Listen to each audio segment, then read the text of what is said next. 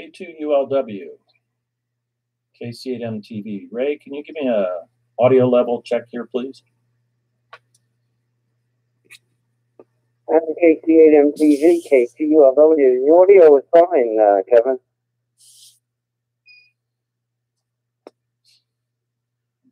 Okay, Ray, I appreciate that. Yeah, I just wanted to set the volume on my radio. I'm streaming this live on YouTube, and just want to make sure I have my audio set.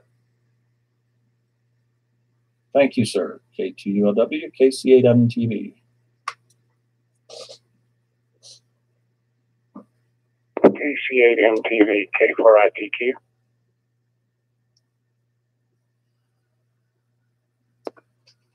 Go ahead, Ben. You have about 15 seconds.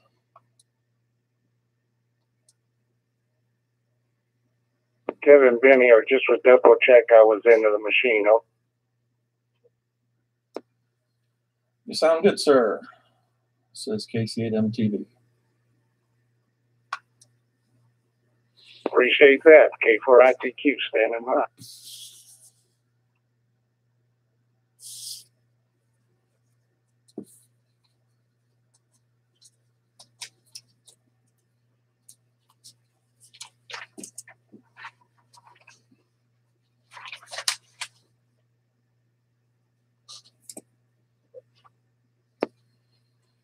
Good evening and welcome to the KC8MTV C4FM Digital Net on the KC8MTV 145.290 megahertz repeater.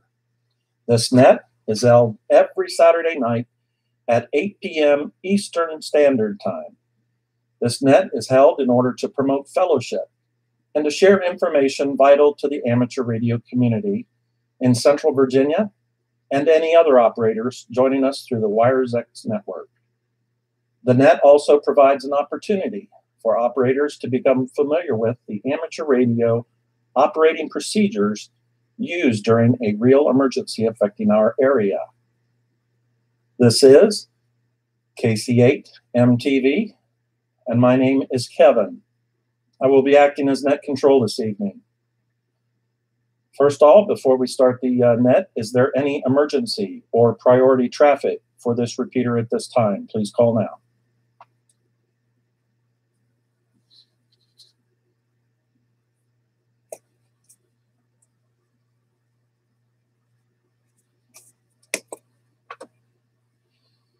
Hearing none, I will continue. This is an open net, and we encourage all amateur radio operators to check in. When checking in, please give only your call sign. Repeat it phonetically one time. Then stand by until you are recognized by net control. Once all stations have checked in, I will call each station individually and request their name, location, and any other information or comments for the entire group. At that time, you may also have an opportunity to address net control with any traffic. Again, when announcing your call sign, please speak slowly and leave a short pause to avoid doubling with others checking in. This is important also since we are taking check-ins from the WiresX system. Once net control acknowledges your call sign, you are considered checked in. At this time, I will drop the carrier for a few seconds and permit any WiresX stations or mobile stations an opportunity to check in first. At this time, are there any WiresX or mobile stations wishing to call? Please call net control.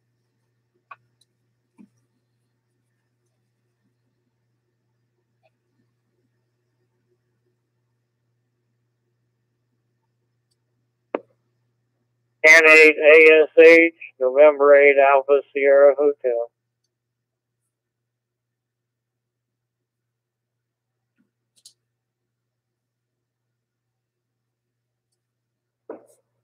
K9 JEP, Kilo 9 Julia Echo Papa.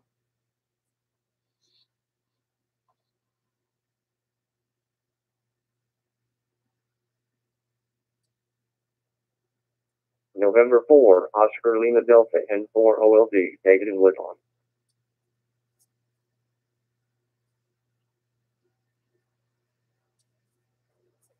KN4 ILH, Kilo November 4, India Lima Hotel.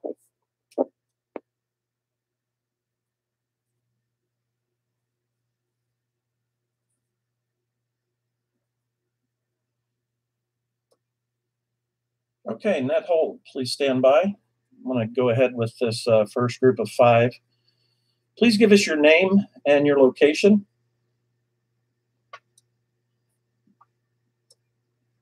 We'll call each station individually. First on the list, November 8, Alpha Sierra Hotel.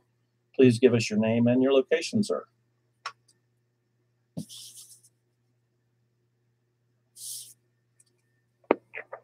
Yeah, name here is Ted, and I'm located in Dublin, Ohio. Back to that. Okay, Ted, appreciate you checking in. Next on the list, Alpha Echo 4 Tango Charlie, AE4TC. Name and location.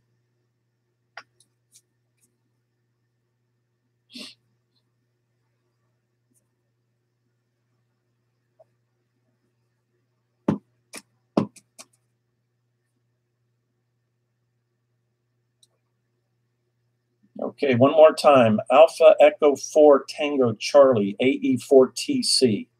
Name and location.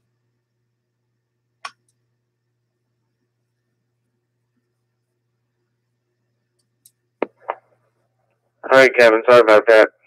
Call is AE4TC, name is Scott, Montpelier, Virginia. Back to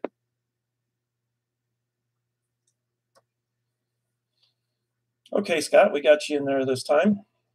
Next on the list, K9JEP. Name and location, sir.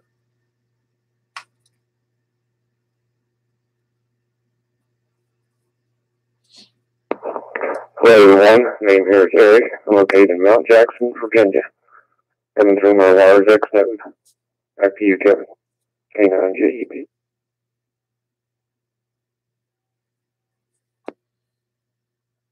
Okay, Eric, checking in from Mount Jackson, Virginia. Thank you, sir. Next on the list, N4OLD. Name and location, sir.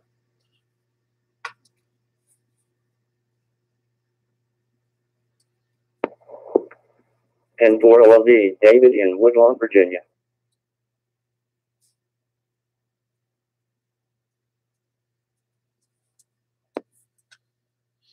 Okay, David in Woodlawn checking in. I appreciate that.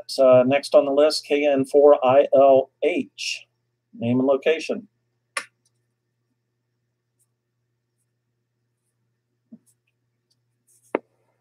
Good evening, Kevin. Everyone on the net. This is Frank in Churchville, Virginia. Back to the net.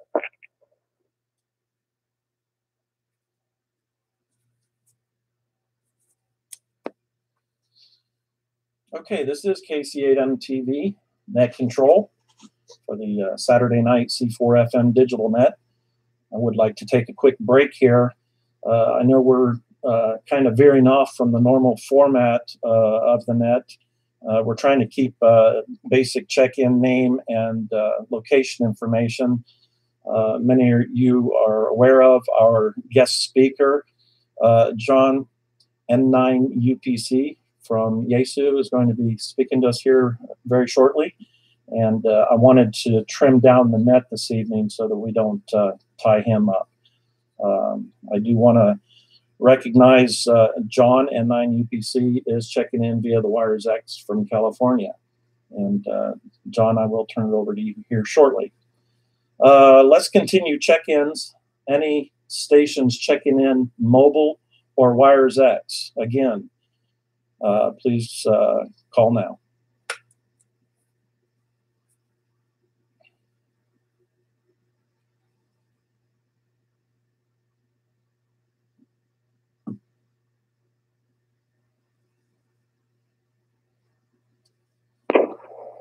KB0, DXS, Wires X. Brian, located in southwest Missouri, about 20 miles south of Joplin, Missouri.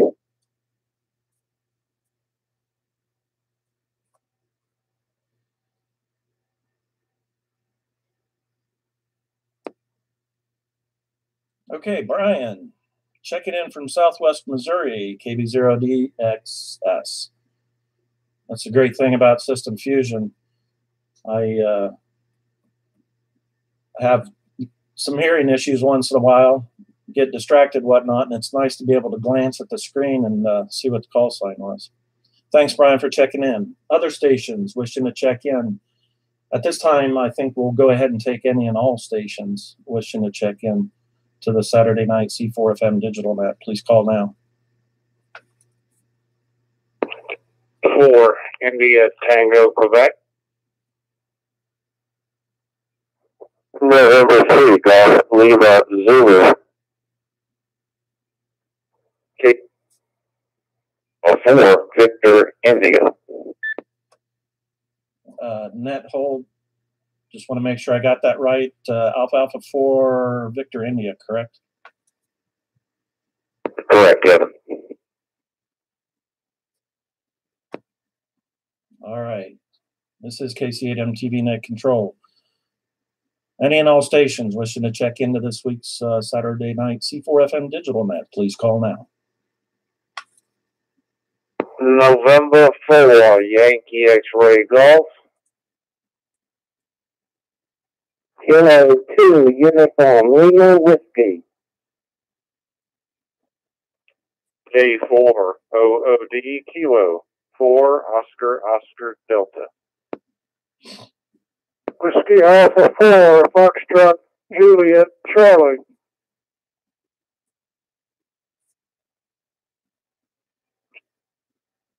D4 FJC Kilo Golf 4 Foxtrot Juliet Charlie. Okay, net hold. This is KC8M TV Net Control for the Saturday night C4FM digital net. Let's start at the top of this group. We got Brian KB0DXS checking in from Southwest Missouri. Next on the list, K4 ITQ. Please give us your name and your location, sir. K4 ITQ. Good evening, Kevin, and everyone else on the net. The name is Ben, Bravo Echo November, located in North Chesterfield, over.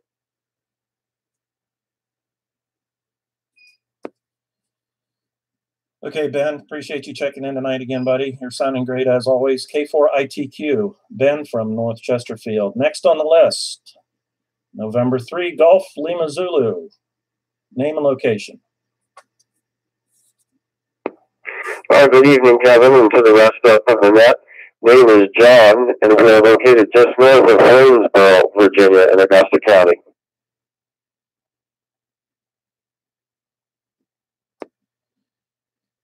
Okay, John, checking in from north of Waynesboro in Augusta County. Thanks, John, for checking in. That's November 3, Golf Lima Zulu. Next on the list, AA4VI. Please give us your name and location. This is AA4VI. Well, good evening to you, Kevin, and the net. The name is Larry, and we're located in Louisa, Virginia.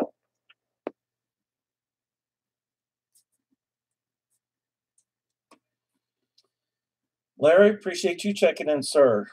Larry's checking in from Louisa across the mountain, and we appreciate you checking in, Larry. Alpha Alpha 4 Victor India. Next on the list, N4YXG. Name and location. Yeah, good evening, Kevin. This is November 4 Yankee X-Ray Golf. Name is Ray. The QTH is in Louisa, Virginia at Zions Crossroads. Okay, we got another check-in from Louisa. Appreciate you guys checking in this evening. Ray, N4YXG. Next on the list, K2ULW. Name and location, sir. Good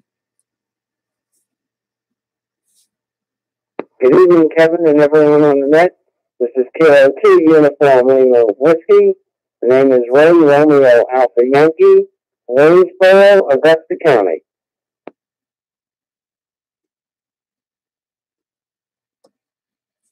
Okay, Ray, checking in from Waynesboro, Augusta County, K2ULW. All right, next on the list, K4OOD. Name and location. So great to hear everyone this evening. K4OOD, name is Josh, and I'm in Augusta County near Stanton, Virginia.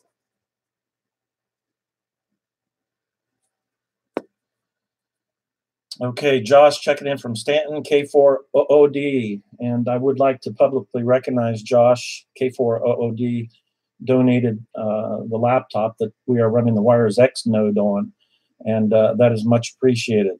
When I got involved with this, not being associated with a club, the repeater project became rather expensive, and I didn't realize what I was taking on, and I really appreciate those repeater owners and operators and clubs that do maintain repeater systems, because there is a lot of work involved.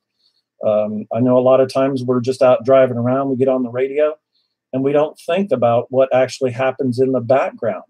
All the technical support and financial and just all the stuff that goes on in maintaining a repeater. Actually, our next check-in here, W4FJC, is an expert on that. He maintains the 075 repeater, which does an outstanding job. So he knows more than anyone here what it's like to maintain a repeater system. With that, I'll turn it over to W4FJC. Please give us your name and location. This is Whiskey Alpha for Foxtrot Juliet Charlie. Name is Gordon, located just north of Stanton.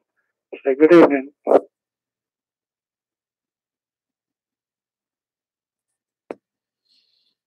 Okay, Gordon, checking in northwest of Stanton, WA4FJC. Next on the list, KG4FJC. Name and location. Evening, sir. Name is Jason, located in Buckingham County, Virginia. Back to you, sir, KG4FJC.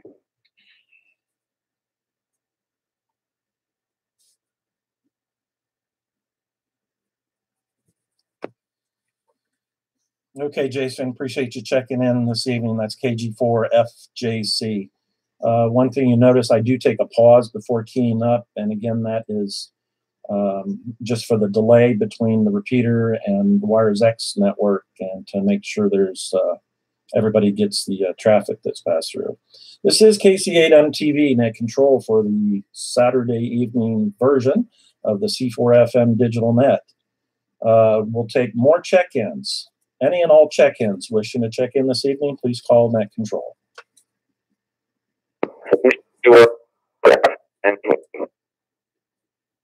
Jim, Louis, Virginia. Net hold. Let's try that one more time. I had some packet loss there. It was a Whiskey 4 station. Try it again.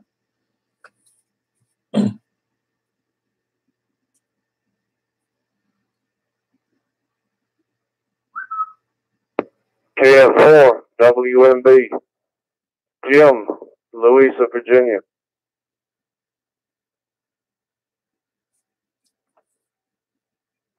In 41, Stanton. That is Wayne. Kilo November 4, India, Lima, India. Kilo Mike 4, Lima Hotel Romeo.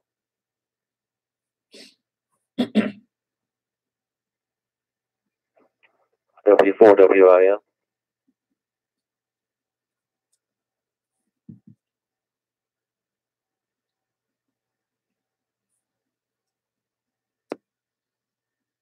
Okay, net hold.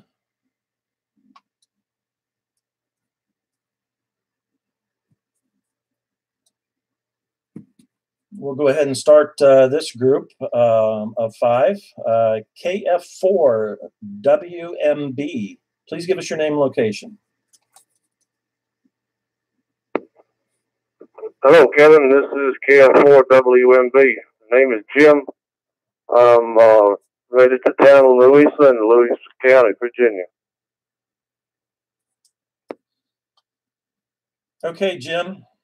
KF4WMB checking in from Louisa. Thank you, sir, for checking in this evening. Next on the list, November 4, Echo Yankee Zulu, EYZ, name and location. Hello, Kevin. N4UYZ. Name is Wayne. Location Stanton.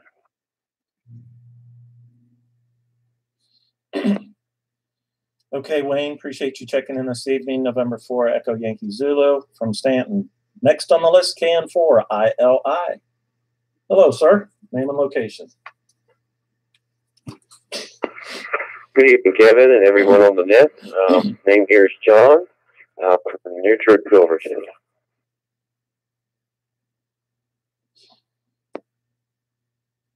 Okay, John, really appreciate you checking in this evening, sir. KN4 ILI. Next on the list, KM4 LHR. Please give us your name and your location.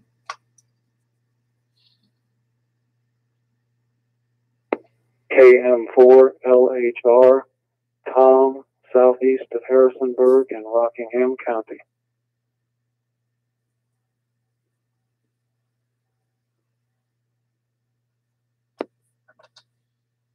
Okay, Tom, appreciate you checking in from Harrisonburg area, KM4 LHR. Next on the list, Win. It's great to hear you on tonight, Win. W4WIN. Name and location. Thanks, Kevin. Good evening to you and everyone on the net. This is Win, W4WIN. I'm in Richmond. I tell people technically North Chesterfield, like Ben, who's about 3 or 4 miles away. But if you don't know where North Chesterfield is, just consider it Richmond. Back to net control.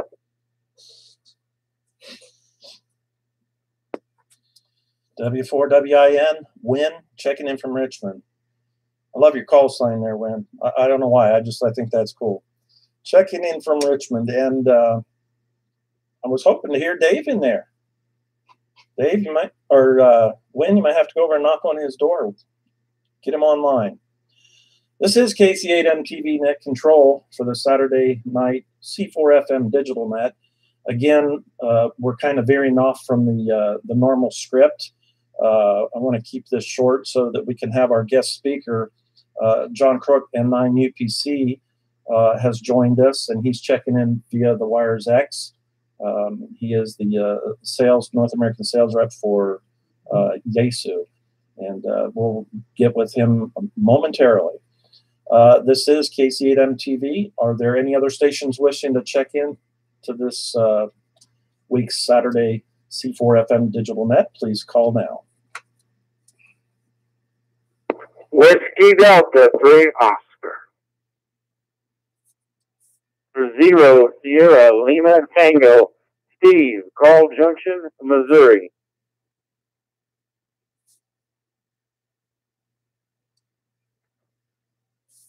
Sierra Delta 8, Echo Kilo.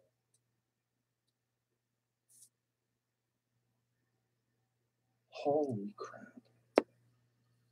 This is KC8M-TV, Net Control.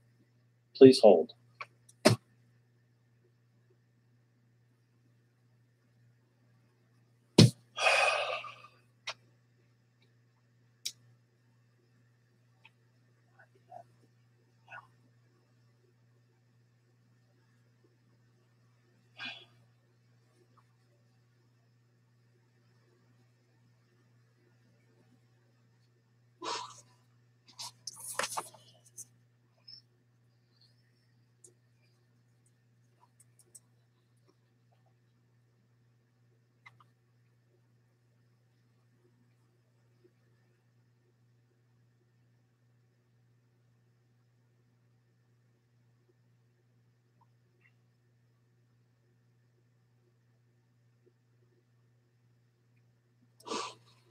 This is KC8M-TV. Any other stations wishing to check in, please call now.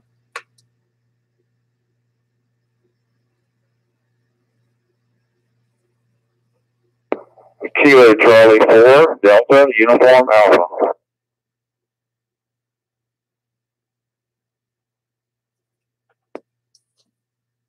Okay, net hold. Might have a little technical glitch here. I wanted to reach out to, let's see, who joined us via, okay, WD30. Are you still there? Yes, sir. WD30, David, Midlothian, Virginia.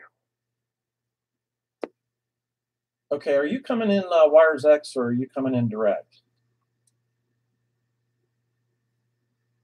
Uh-oh, my bad. Direct, sir. Okay, are there any stations coming in via Wires X?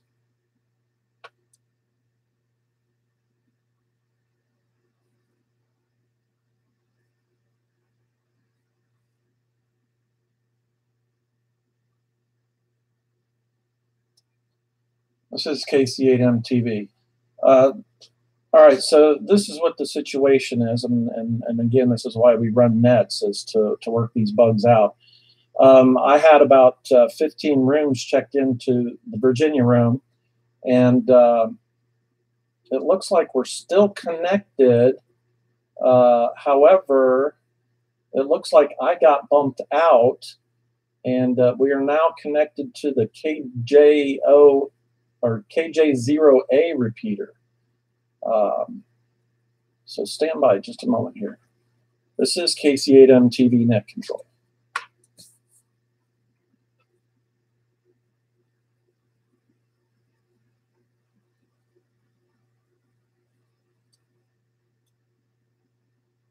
Aha.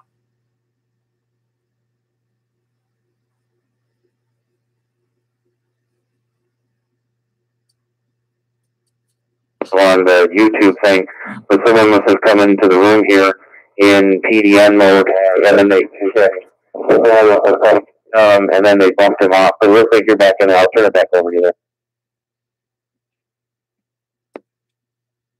This is KC8M TV. John, I appreciate that. I was sweating bullets. Everything just disappeared. So I just checked in here. I'm back in the room, and is there a way I can block that from happening, or did I do something wrong with the software?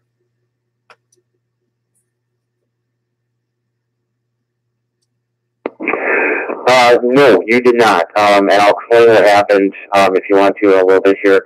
But in the meantime, if you want to, you can actually go under File. You can go under Settings. And then when you go underneath the call settings, so File Settings and then Call Settings, uncheck the Round QSO Room connection if you have a check mark in that box. And then right below it, check Return to Room, and then type in your room number in there.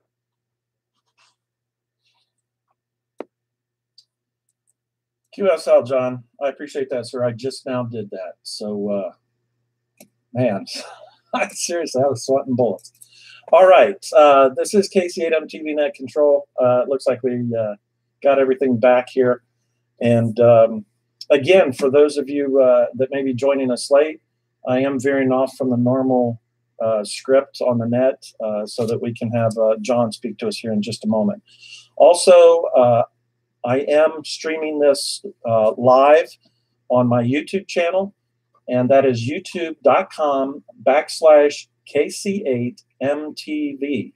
Again, that is youtube.com/KC8MTV. This will be live streamed as well as recorded. So if there's anybody else that wishes to listen to this at a later time, they can do that. All right, let's start back at this last group that I did get.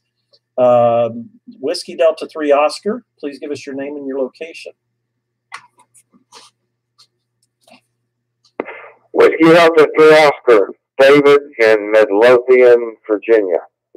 Good evening to you, Kevin, and everyone else on tonight's net. Okay, David, checking in from Midlothian, Whiskey Delta 3 Oscar. Next on the list, N0 SLT, Steve, checking in from Missouri. Thanks, Steve. Good to hear you in there. And we'll move down to KD8 EEK. Name and location.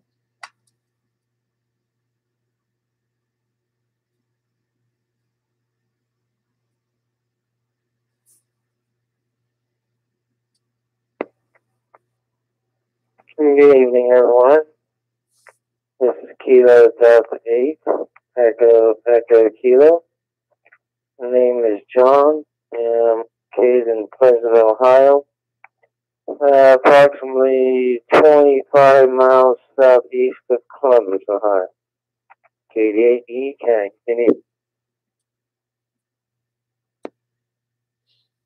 Okay, John, really appreciate you checking in. It's good to hear you. I miss you guys up there. I was hoping to get more people from Lancaster area checking into the net.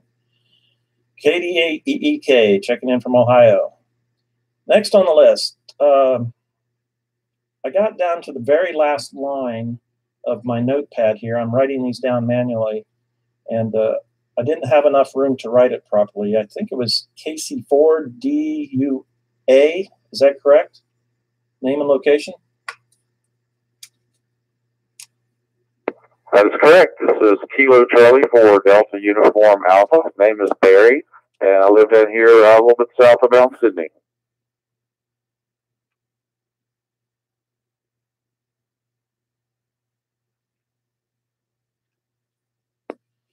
Okay, Barry, appreciate you clarifying that. KC4DUA, checking in from Mount Sydney area. All right, that takes us up to 23 check-ins. Are there any other stations wishing to check into this week's C4FM Digital Net on the System Fusion system? Please call now. November 4, Sierra Yankee Hotel. Juliet 4, Sierra India Tango.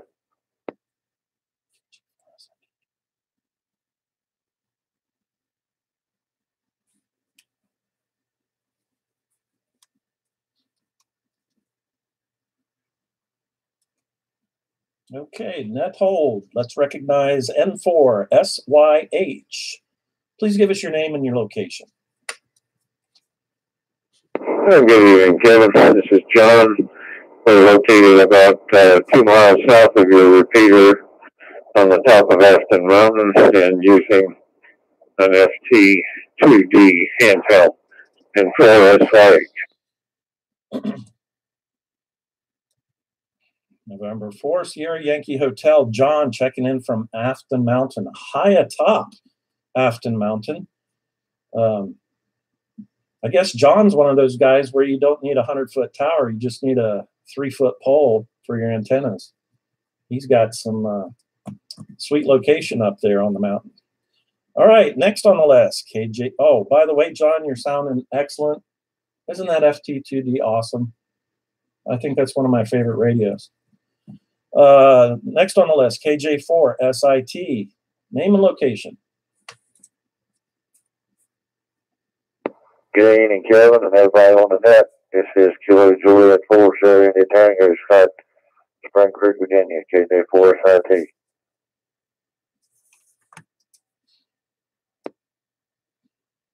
Okay, Scott, really appreciate you checking in tonight. KJ4SIT. Scott's a regular on the repeater, and it's always great hearing you, Scott. Hope you're staying awake, buddy. I heard it was past your bedtime. All right, this is KC8MTV Net Control for this Saturday's C4FM Digital Net. Any other stations wishing to check in, please call now.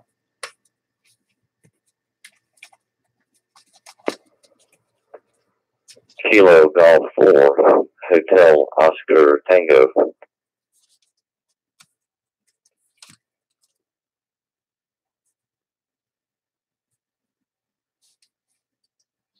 W8 PDK, Whiskey 8, Papa Delta Kilo.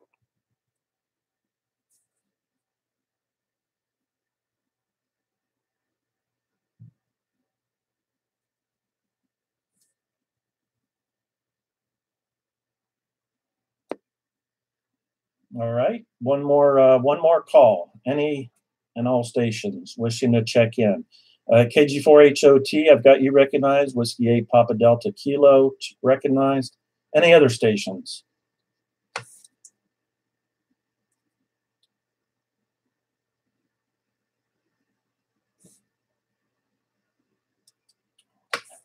Number 0, Sierra Lima Tango, Steve, Carl Junction, Missouri.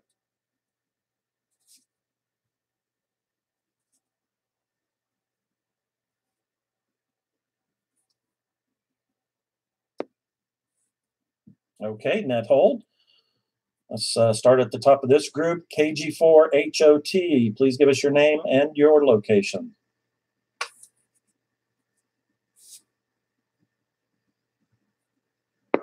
Hi, good evening, Kevin and the group. Not sure who all is in here. I just got in here a bit ago, but good to be able to make it in this evening. Good to hear my neighbor up on the hill there check in, and a couple others. So anyway, name here is Tim Tango India Mike, located here in the little town of Schuyler in Nelson County, here about 25 miles south of Charlottesville, out in the woods. Back to net. Okay, Tim, KG4HOT. Really? Sorry about that, buddy. KG4HOT. Tim, checking in from Schuyler. Hey, Tim, are we, I want to take a quick pause here. Can you give us some background information as to any famous people that lived in your vicinity there?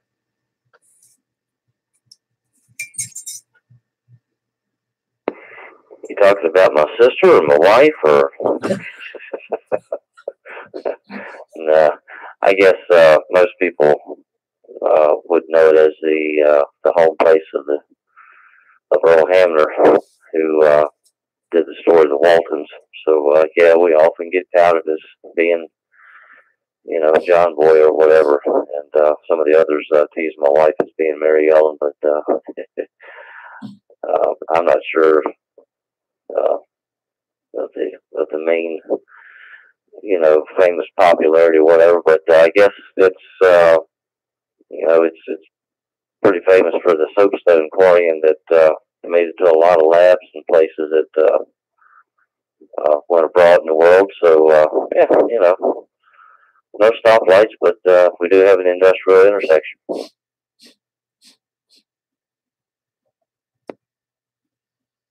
I appreciate that, Tim. Yeah, I was referring to the Walton family. My wife, KC8NQE, Becky, and myself went down to visit the Walton Museum. And of course, they have their house there that you see in the TV show. And so, yeah, if you're ever in Central Virginia or near Schuyler, you've got to check out the Walton's Museum. That's pretty cool. All right, next on the list, N0SLT. Steve, why don't you tell us what your location was again?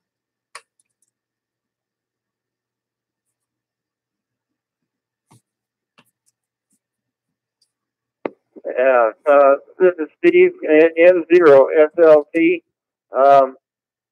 I am in Carl Junction, Missouri, down almost the very southwest corner of Missouri.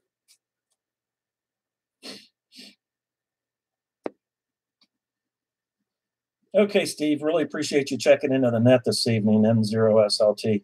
You know, maybe one of these nets, what we'll do is we'll see if there's any famous people, or if your community or the area you're from has anything famous associated with it. I think that'd be a good Saturday night net discussion. All right, let's keep going here. John, N9UPC, I apologize. Want to get the last few check-ins we can here, and we'll get started. Again, this is KC8MTV Net Control. Any other all stations, please call now.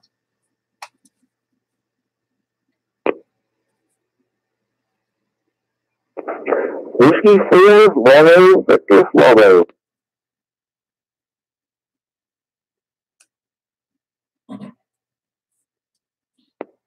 W8 PDK. Zero, Alpha, Tango, Foxtrot.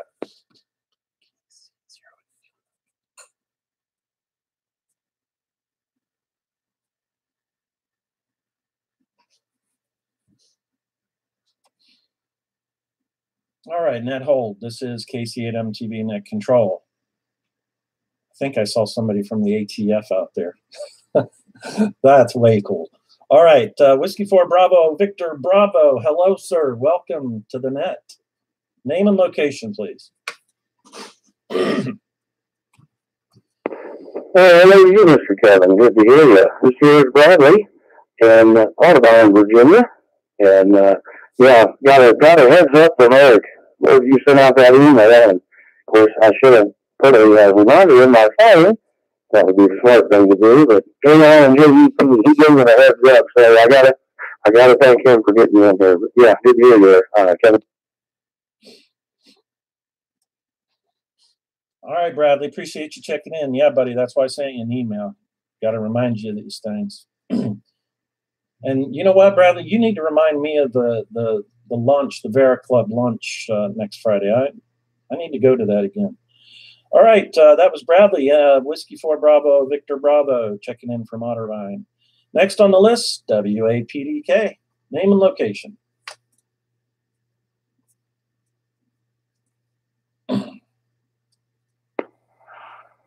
Hey, Kevin. Long time no talk. This is WAPDK Paul up here in Fairfield County, Ohio. Just a little southeast of Columbus, Ohio. And famous people from here, that would be you. But back to you, Kevin. WAPDK.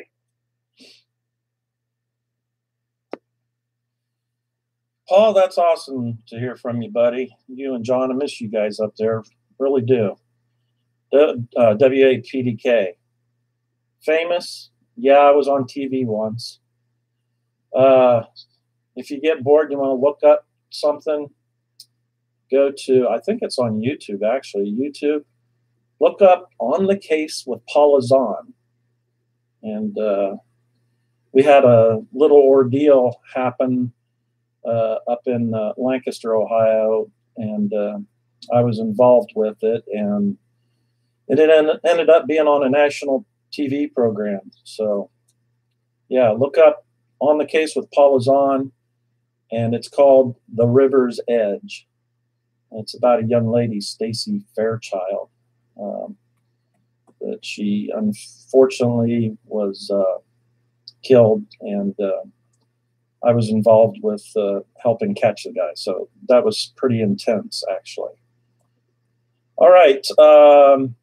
ATF. I love that call. Kilo Charlie 0 ATF.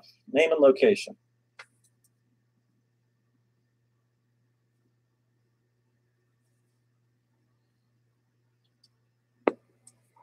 This is KC0 ATF.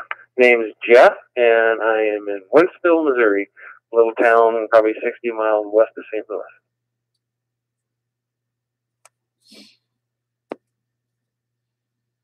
K0ATF, Jeff, checking in from Missouri. Thank you, sir, for checking in. You know, just looking at your call sign, that brings up another subject for Annette.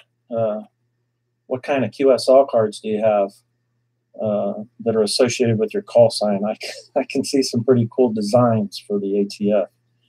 All right, that brings us up to 31 check-ins for this week's C4FM Digital Net on the Yaesu System Fusion Repeater, high atop the Bear Den Mountain here in Central Virginia. Let's take another quick group of check-ins. Is there any other stations wishing to check in? Please call now.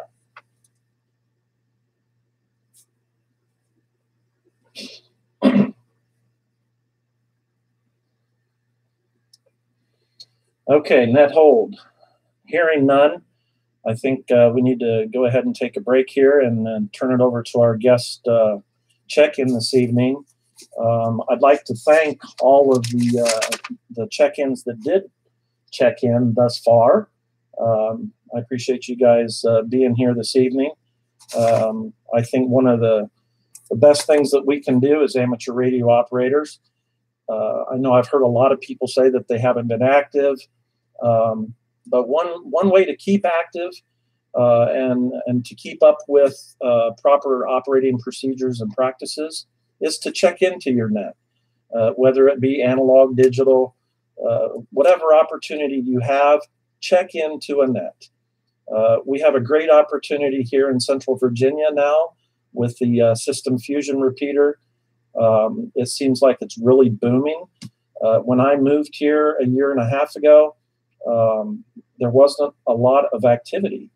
And now we're up to, well, like I said, 31 check-ins.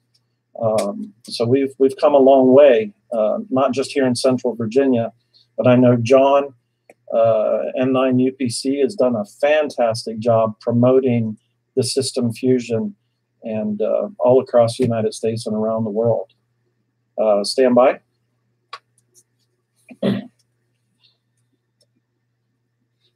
I know we have a lot of questions as new users to the System Fusion family of radios, its capabilities, also with WiresX, and that's one of the reasons I got a hold of John Crook, N9 UPC, to see if he could join us this evening. And again, John, I really appreciate you taking the time to do this. You've got a lot of fans out there, John. A lot of us have been dedicated followers to the YouTube channel and the Facebook pages, which you're doing a fantastic job on. And John, I just want to throw kudos to you and how well you put up with the comments. I don't know how you do it. I would lose my mind with some of the comments that you get, but you are doing a great job. We have sent out an email to John with some questions that were given to him earlier. So at this time, I would like to turn it over to John Crook, N9 UPC, with Yaesu, and take it away, John. This is KC8M TV.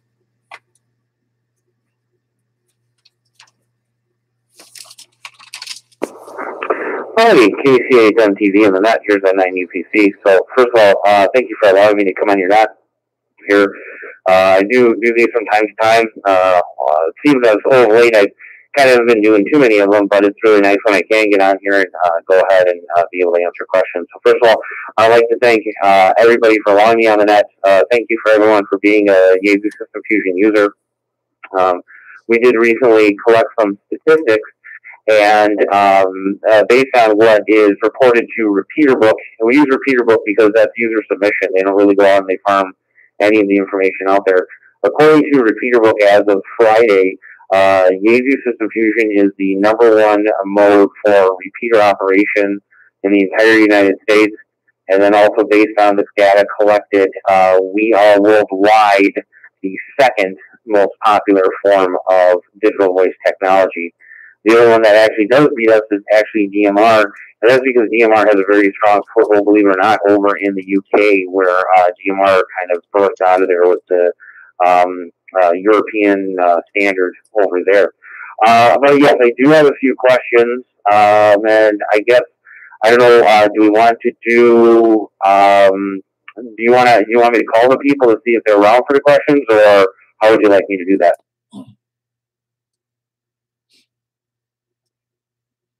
Okay, John. Well, I didn't want to overwhelm you and have everybody bombard you with questions.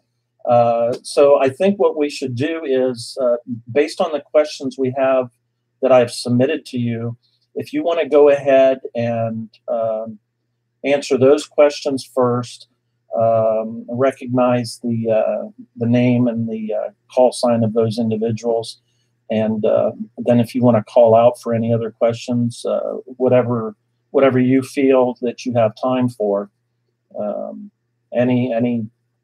Anything would be great, but let's go ahead and cover those questions that I sent to you in the mail, and then we'll go from there.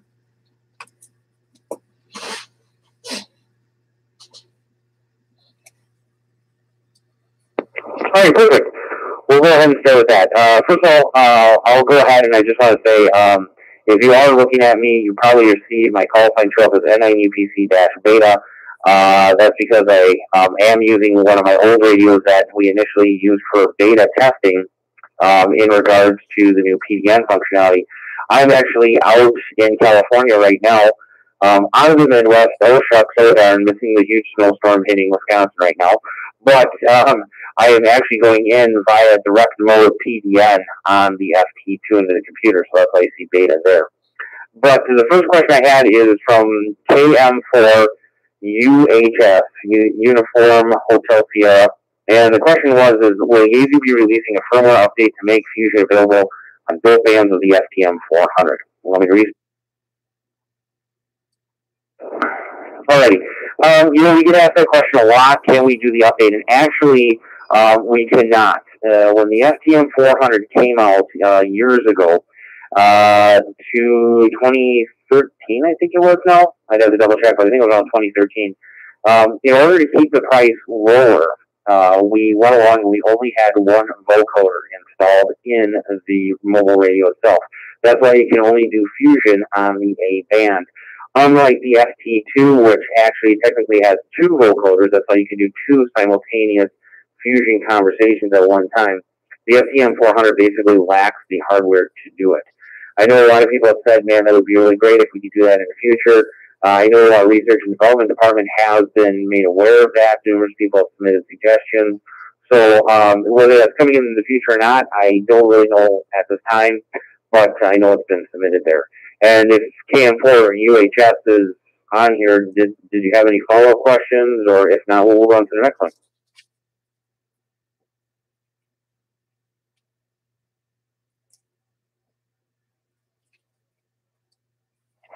Okay, that is a response. We'll move on to the next question. This came from KG4FJC, Frank Julia Charles.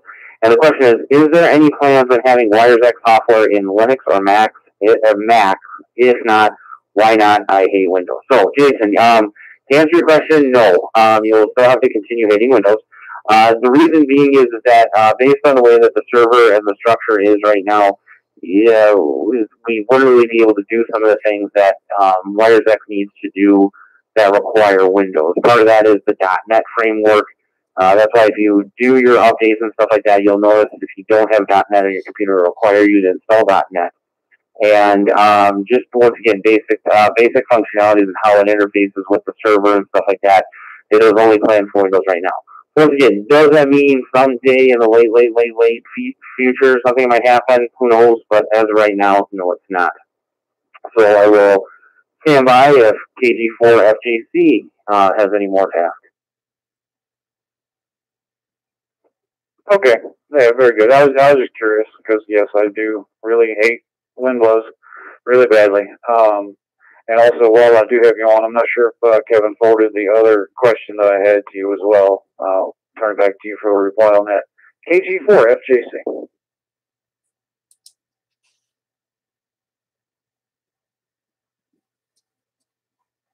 I am not seeing it, but go ahead with it right now since I got you. Okay, this is a little bit deeper of a question, and first, let me, right up front that I am new to the WiresX and to the HRI 200 and things of that sort. So with that being said, in regards to a DR1 and the HRI 200, when the DR1 is in standalone by itself, nothing else connected. We've got one that we were playing with. When it's standalone, of course, digital comes in, digital goes out, analog comes in, analog goes out. And also, analog with tone goes out on analog, and digital without a PL tone goes out like it should, so that people with analog-only radios running CTCSS do not have their squelch open with all the digital noise. However, again, new to it, it may be something I'm doing incorrectly. But with the DR1 we were playing with, which has the latest firmware, and I'm not sure the firmware of the HRI 200, but with the HRI 200 connected and powered up, connected to the computer, but not connected to any rooms, I didn't get that far. When an analog signal would come in, analog and PL would go out. If a digital signal came in, digital would go out along with a PL tone, and I could not get that straightened out. I'm not sure if that was a software issue or if that was something I was just doing wrong.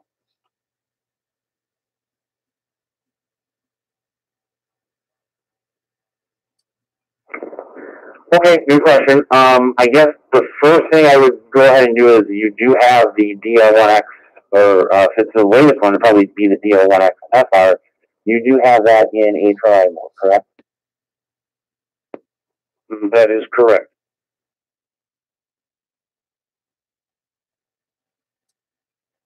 Okay.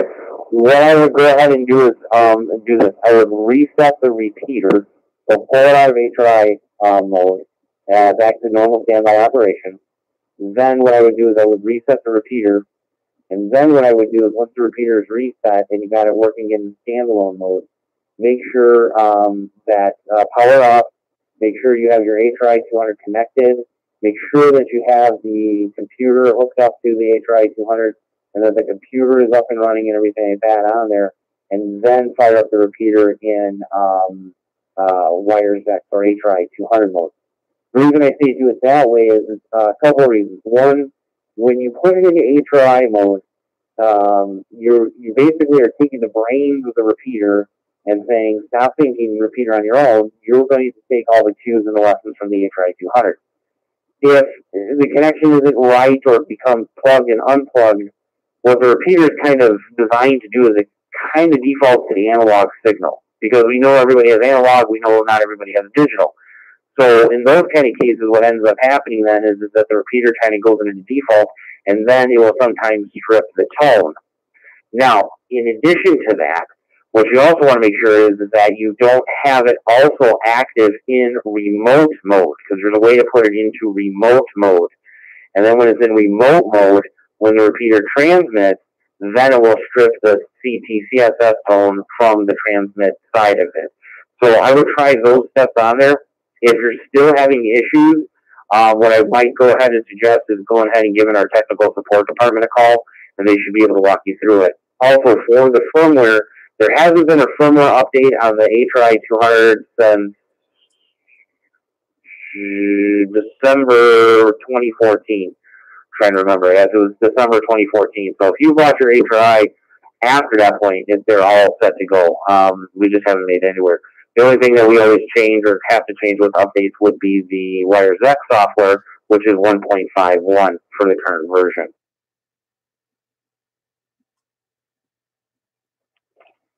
Okay, I will try it again. We've actually got another DR1 to play with. That particular DR1 is up on a mountaintop, actually working pretty good. So I will try it with another one. It was just something that, again, we were having issues with, and it was going to be unacceptable, so we just abandoned the HRI 200 and running WiresX, direct connected, because we had other things we had to do, honestly. So anyway, thank you very much for that, and I will try that. And just for a final Yaesu plug, I have got a 897 that took a lightning hit. I will gladly accept a 991 in exchange for it if, Yaesu sees fit. But anyway, back to you, sir. Thank you very much. This is KG4FJC, Virginia.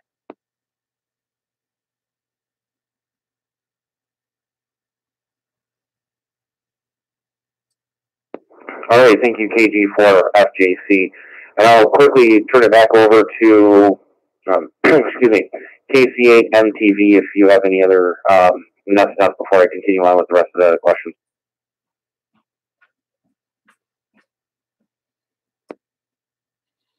This is KC8MTV for station identification. This is the Saturday evening C4FM Digital Net with John Crook and 9UPC. Thanks for the questions so far, John. I'll turn it back to you.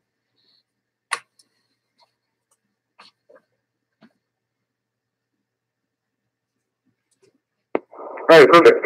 So the next question I have is actually from KG4HOT.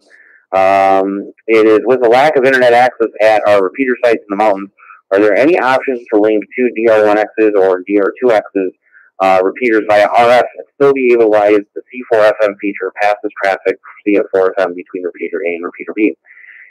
So yes, there's a couple of ways to, as I kind of say, slice this pie. The first question is, do you want just a digital link or do you want an analog link? And this is where some system planning is going to come into play.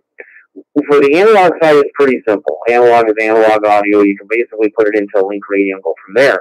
The DR2X has an ability to do that with the extra receiver that is automatically built in the DR2X.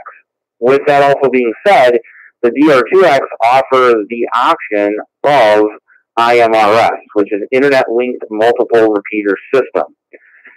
Basically what that is basically passing IP data traffic between the two repeaters for the purpose of digital voice. So what it does is on the back of the DR2X repeaters, you have a little Ethernet port. What you would do is basically configure the card, as we call the LAN card, inside the repeater, and it basically does address routing in a table format based on the DGID that you're using. So let me reset here and I can explain a little bit more. So this was actually one of the main parts of why we created DGID. So DGID, for people who may not be aware of it, or if you're using like a 400, what is that DGID TX00RX00 thing on there? So what it is that digital does not have a CTCSS or DCS tone because it's not analog. It's not an analog waveform. It's just a series of ones and zeros. What DGID does is basically it's a combination of numbers from 00 up to 99. And when you select those, that basically puts an encoding into the data stream so that when you talk, your DGID is going to go out with your signal. And if you have set your DGID to the receive on the radio, then you're only going to hear that on the radio. So, for example, if myself and let's say my dad, we're talking, and I only wanted to hear his digital transmission, he only wanted to hear mine, we could say we could use DGID, let's say 99. And I'm only going to hear him, and he's only going to hear me. Now, with that being said, we apply that DGID routing to the repeaters. So in that case, what you do is basically you set up your repeater and say, okay, when someone keys up their HT, and then they go ahead and key up with a specific DGID, that DGID will tell the repeater, hey, I have to call out to certain repeaters that you, the end user, programs that into. So, in the case of this repeater here setup that you're talking about, repeater A and repeater B, let's say if you want to call repeater B from repeater A, let's say you use DGID 1. So that means anytime someone keys up on repeater A with the DGID of 1, it's going to tell the repeater, hey, use the IMRF board to transmit to repeater B, key up that repeater, and send out a DGID tone of 01. Let me reset here.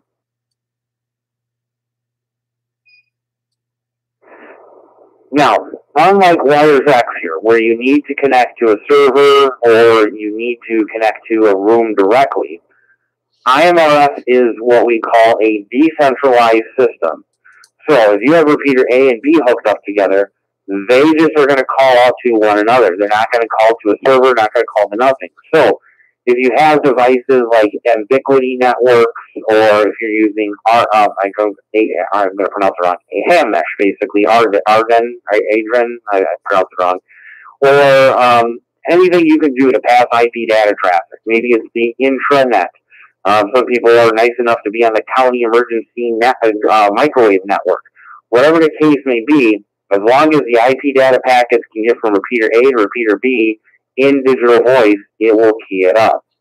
Once again, analog is not going to go down that route. Analog would be analog. So if you're talking a scenario, 2 repeaters, 2 mountaintops, you could basically have that Ubiquiti dish, and as long as you can pass data between the two, and the data is not much. You don't need high speed. I mean, I don't even remember the speed of it, but it's not high speed, large bandwidth data whatsoever. It's just basically voice traffic. You can connect those two via that means, and then you could have the program, the DR2s, so that the receiver on the B channel listens to the output of A on the other repeater, and then vice versa. So it would go out, go into the receiver, B on the B repeater, then later on when someone would go into the B repeater, it would go out on the A side and then go into the B side of the A repeater. So you got, like I said, a couple of different ways to go ahead and slice the cat.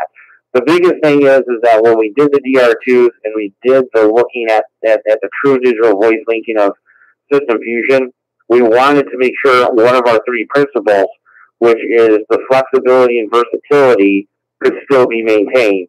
So that's why we created IMRF. So for, let's see, who was that again? KG4HOT. Did that make any sense? Yes. Excellent. So, neat stuff available, and I could hammer you with other questions too, but I won't. But appreciate your time, and yeah, I'm sure more questions will follow, but many thanks, KG4HOT.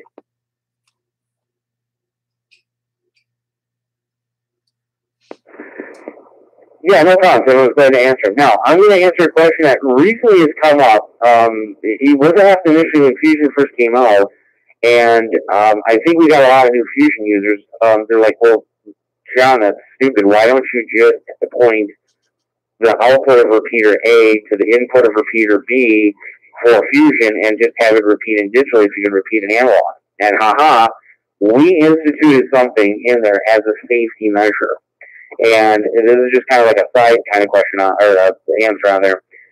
Fusion protocol cannot repeat a repeater or directly repeat a network signal. Okay, what does that mean? So that means I have two DR repeaters. Doesn't matter if they're ones or twos or whatever. I cannot take the output of repeater A, which is digital, and have it as the input to repeater B and have received digital. If you do that, all you're going to hear on the repeater B is this. You're just going to hear the data noise. That's all you're going to hear. The reason we did that is because the way System Fusion protocol works, the signal is taken in, it's checked for error correction, it's repacked with the repeater's call sign and ID, and then it's sent out again. So if you're listening to me through a Wires X or like a RF node, or you're listening to me through a repeater, you are going to see my call sign alternate with the node or repeater's call sign on there. So with that happening, you cannot go ahead and once again repeat a repeater on there. That's why once again we created IMRS on there. So just kind of a little follow up for this because some people have asked me about that recently, so I thought that'd be a good chance to do it. So moving on, next question is going to be from actually you, Kevin, KC8MTV.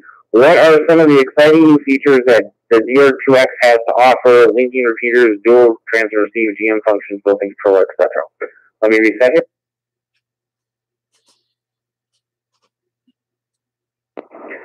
So that's actually a really good question. What is, a lot of people, we've had the program going again. If you want to purchase a repeater, we do have a pricing special on kind of a promotion going on right now. We are also dropping the requirements that you have to have a repeater coordinated pair. You can now apply, and if you do not have a pair, that is perfectly okay. So if you want to buy a backup repeater or anything like that, you can go ahead and do that now. But the difference between the one and the two, the DR1X was our first repeater. It was a basic repeater. It was a simple repeater. It took in a signal, and it repeated it. And we went analog to analog. We went digital to digital. We also made it, and we're the only technology that can cross-modulate in a repeater. So you can go in digital, come out FM. Go in FM, come out digital. Or go in digital and FM, and come out FM, or go in digital or FM and come out digital. We do that on purpose. And the reason being is that we wanted the DR1X repeaters to be analog repeaters that could also do digital, and that could also let you as a club, a group, an organization migrate on your own time and your own terms. We realize that, not everybody wants to get on the digital bandwagon, and everybody can probably think of a group or something like that in your mind, and I know, because I've seen a lot of them, where you'll get into some of these things and you actually have people back screaming, digital is the devil, digital is the devil. And the reason being is because people don't understand digital, or they don't have a digital radio, and guess what they hear when someone keeps up in digital is just a loud data or buzzing noise. Let me reset.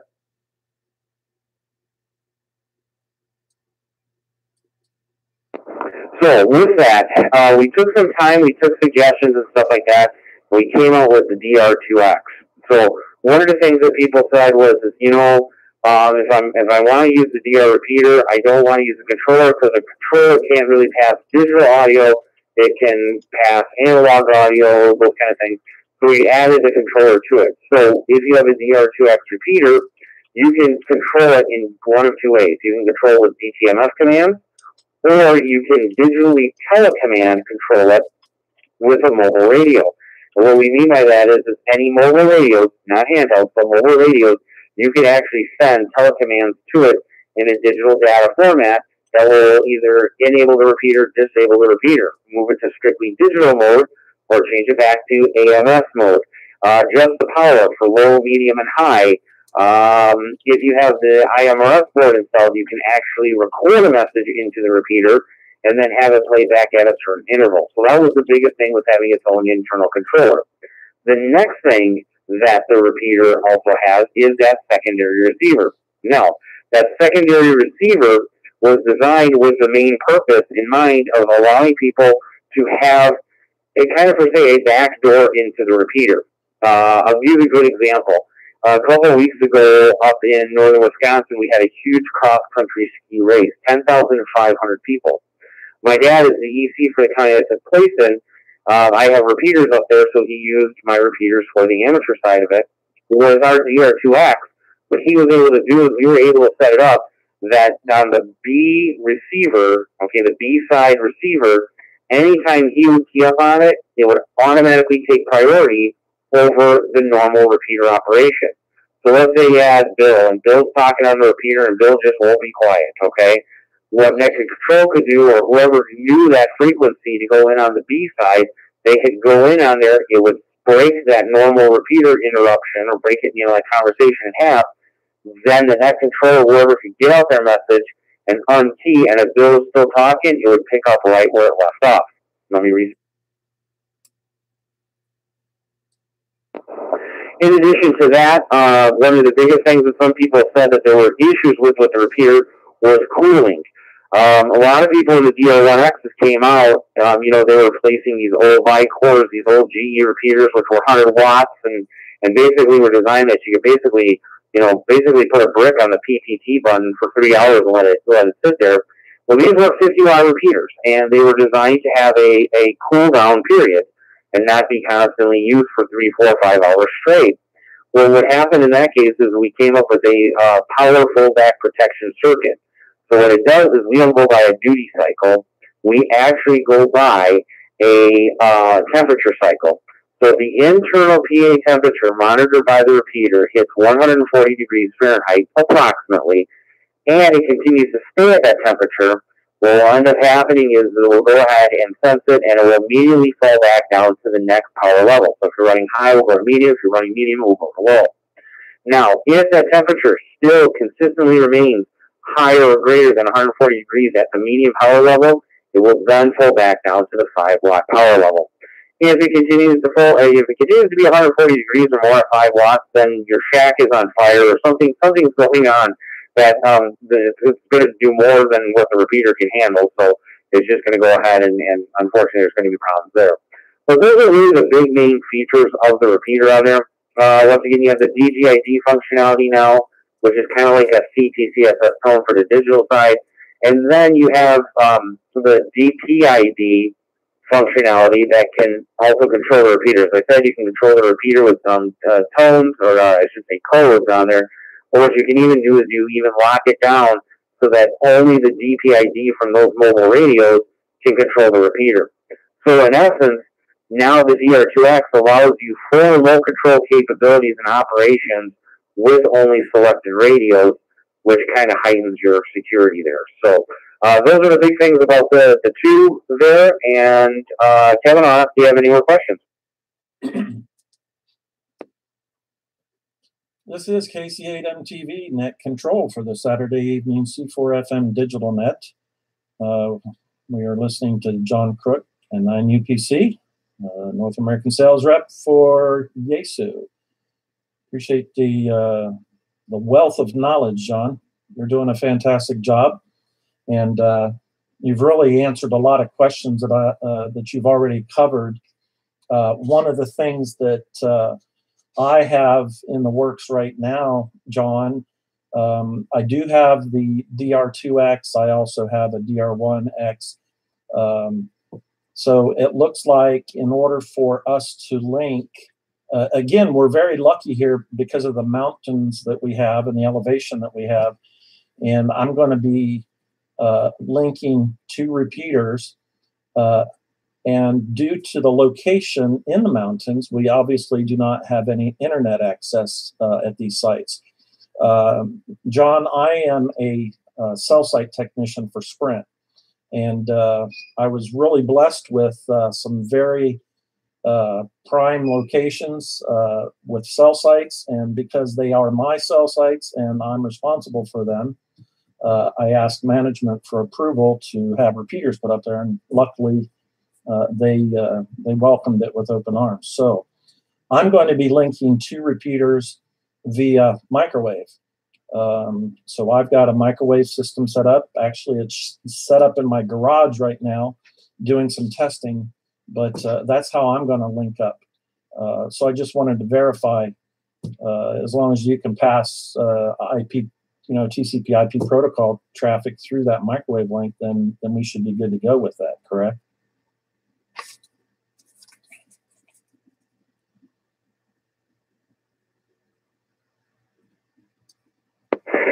That is 100% correct, and I can tell you that, even though my title is National Sales Manager, I do a lot of tech stuff and tinkering myself, and I can tell you that, yeah, as long as you have a very low jitter and low packet loss system, you can work. It will work. I've used actually commercial internet. I've used, again, like ham mesh type network, Ubiquiti network.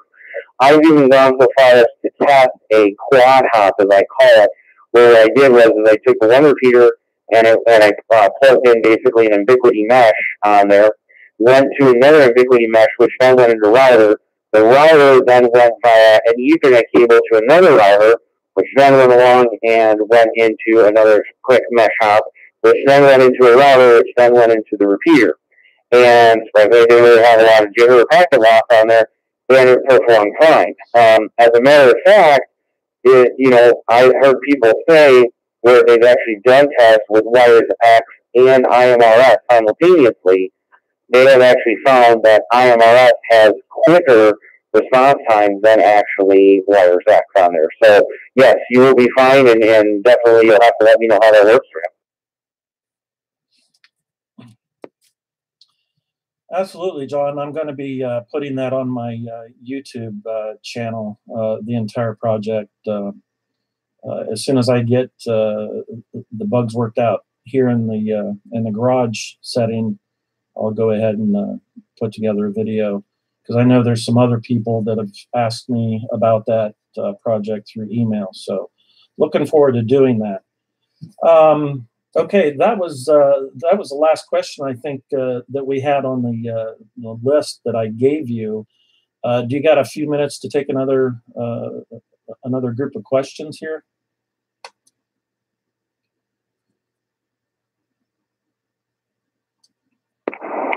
Yeah, by all means. Some people have other questions too. And remind me, I will explain what happened earlier while your node got thrown out of the room too. So, yeah, if people have more questions, however you'd like to do it, I'm here right now.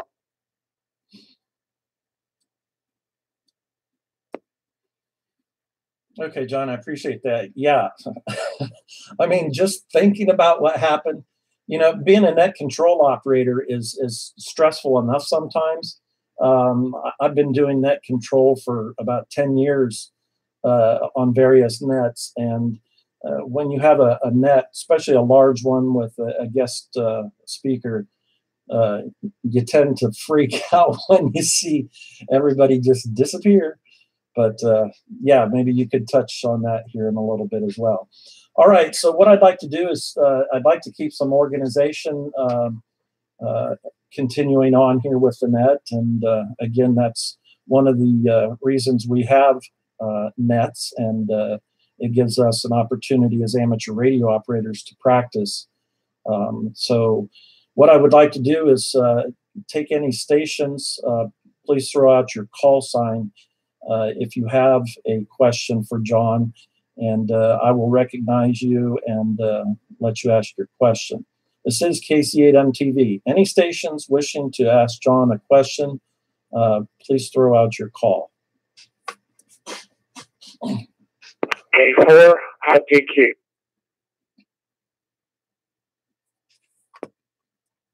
Okay, net control recognizes K4 ITQ. Ben, what is your question for John? Thanks, Kevin. Good evening, John. Thanks for being here this evening. I'm a blind ham, and I'm currently using the 3200. I love the radio, but it does not offer any voice readout as far as the frequency or channel or any of the other specialty items. There's a large contingent of blind hams throughout the world, and a lot of them are budget conscious. So the 3200 is an excellent entry radio for someone that, say, can't afford a 100 or a 400 and the additional speech board. Is there any plans or thoughts of making the 3200 or its counterpart, which I can't remember the number, the UHF, VHF version, to have some form of speech output? Over.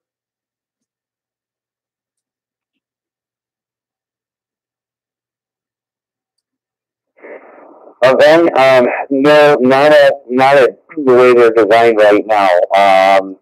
That doesn't necessarily mean that there isn't a possibility for another radio revision to come out someday or anything like that, and to go ahead and have it on there. What I always suggest is that people do have, ideas or suggestions or stuff like that. We always encourage people to write in through our website. Through the Yaesu.com website, there'll be the contact us there, and then the contact us, you'll have an area with general questions, you can submit it there.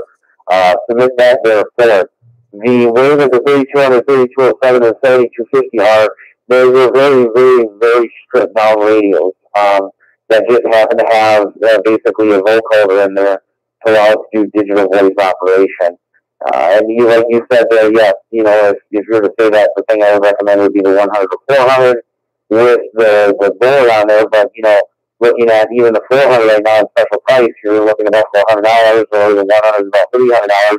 And then if you add in the voice board on there, was it VG2, I think it is? I don't remember the model number off the top of my head. But then it will announce it. But yes, there's no place to install add-on board or anything like that, unfortunately, in the radio, as you described.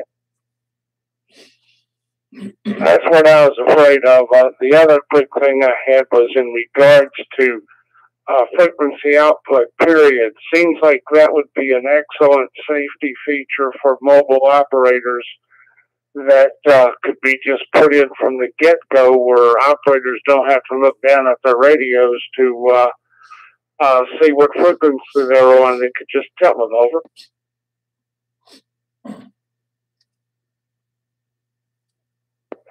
Yeah, and that would be once again kind of like how you would have to do with the board. The board doesn't do that, unfortunately, when you hit the buttons on there. But once again, if that's something that you think is a good feature and stuff like that, once again, write it up and then send it in there. And the reason that we always suggest people write it up and send it in there is because, those kind of suggestions and stuff like that do go and get sent to, they get reviewed to make sure that there's no questions or stuff like that on there. And then they will get sent up to the R&D department for review and maybe integration at a later date, depending on what the suggestion is. But yeah, I would write that one up too then. Roger that. Thank you very much. K4ITQ. Okay. This is KC8M Net Control. Appreciate your question, Ben, and thanks, Sean, for the update. And I guess we do have to remember that when features like that are added, it would change the form factor of the radio, whether it be external or internal to the board. It would definitely change that. And also, I imagine it would change the pricing structure of the radio as well. But thank you again, Ben, for that question. All right, any other questions for John N9UPC? Please call Net Control and give me your call sign.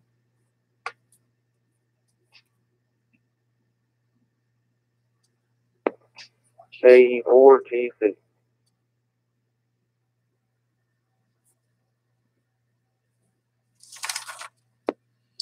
Okay, Net Control recognizes AE4TC Scott. What is your question for John?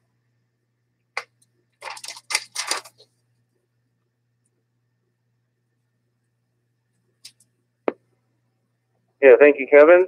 Good evening, John. And John, I'd just like to start out with a thanks from all the Yazoo fans for the great deals you've pressured or talked Yazoo into doing. That was great. My question is, I've registered my FTM 100 for PDN mode, but I also have a 400. And my question is, if I decided to use the 400, would there be any issue with the registration, or do I need to register both? Back over to you, John.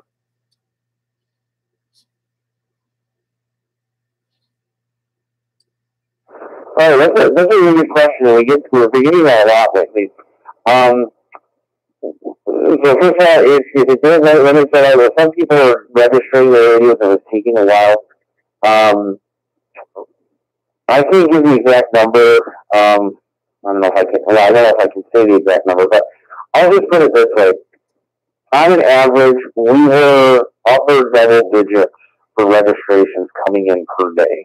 Okay, that's how many people had FT2s and FTM 100s and FTM 400s coming in. So there was a delay. There was a reason there was a delay. Inboxes filled up extremely quickly. So to answer your question, no, you don't need to do a second registration. Only if you don't plan to use both at the same time. So that's confusing as much. So let me elaborate.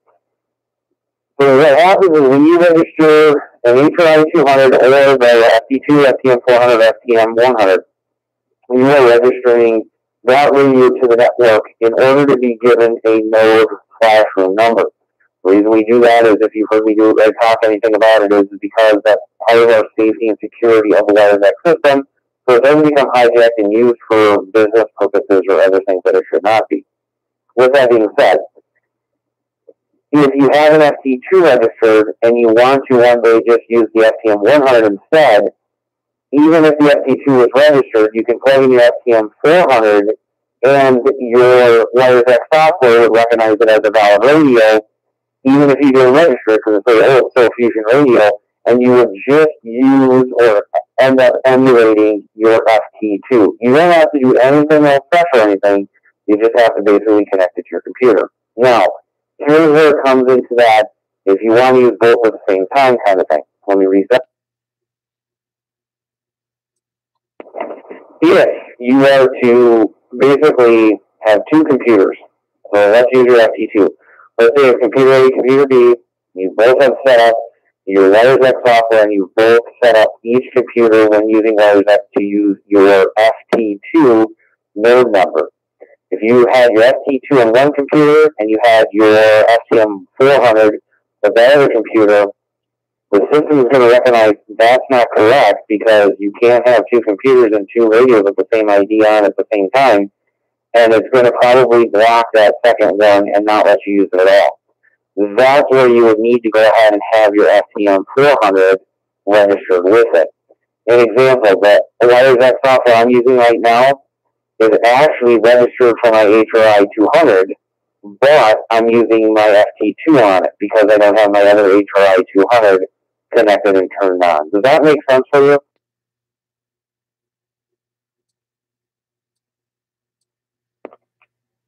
Yes, it does, John. I appreciate that. One radio at a time, or that's all I would use it for, you know, on vacation or something. So I appreciate that, John. And thanks again. AE4TC. All right, this is KC8MTV Net Control. Appreciate your question, Scott, AE4TC. And John, yeah, that makes sense. The way you explained it, I know a lot of times we get versions from other people as to that registration process, and I think the way you explained it was spot on. So thank you, John, for that. Somebody did have a question. I'm not able to scroll through my email here right now. somebody had a question. Oh, doggone it, just slipped my mind. I'll think of it here in a moment. But let's go ahead and continue taking a few more questions. Are there any other stations wishing to ask John, K9 UPC, any questions about the system fusion? Please call now with your call sign. Whiskey Alpha 3 Oscar.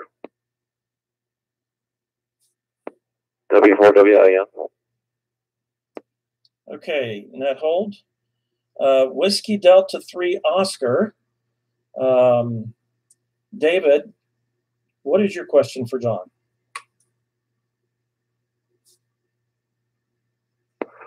Thank you. First, thanks, Kevin, for hosting this presentation tonight. John, thank you for taking your time out of your Saturday evening to educate and to teach, in this case, an old dog new tricks. From the D-Star world, I have a whole new world that's come to light. Question I've got regards to Wires X operation. This afternoon, I printed out 156 pages of Wires X, the Bible. It'll take me a little while to go through it. Hopefully you can answer, is it possible with the Wires X to connect multiple fusion repeaters if we wanted to, in the morning, perhaps link 3 or 4 to a room or to different nodes and have them connected based on time, connect each other at 7 a.m. in the morning, stay connected till 5 in the afternoon, and have it automatically done?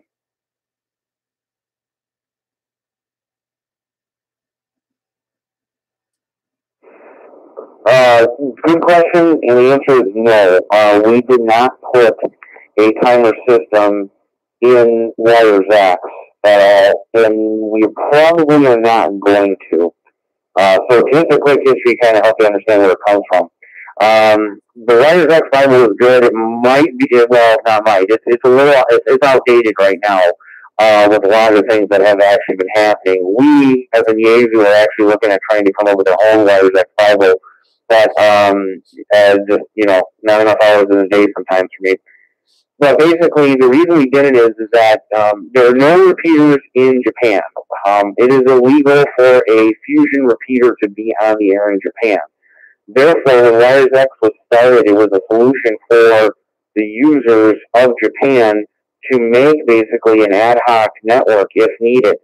So what they would do is they would take 2 Wires X nodes, and basically one would be on, let's say, 140, well, you could get rid of 145.29, and then 2 blocks away there'd be another repeater, or not another repeater, sorry, another node, and let's say that one might be on 144.69, and that just happened to be 600 kilohertz off, and they would link the 2 together, and then they would make an ad hoc, quote-unquote, repeater network.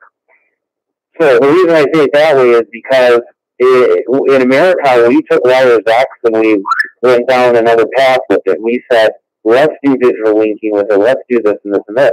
If you actually remember Wires X, you could never initially at first link Wires X node to a repeater. If you were in digital on Wires X, you could not connect it to the repeater, you could not connect it to it in digital mode. It just wouldn't work on there.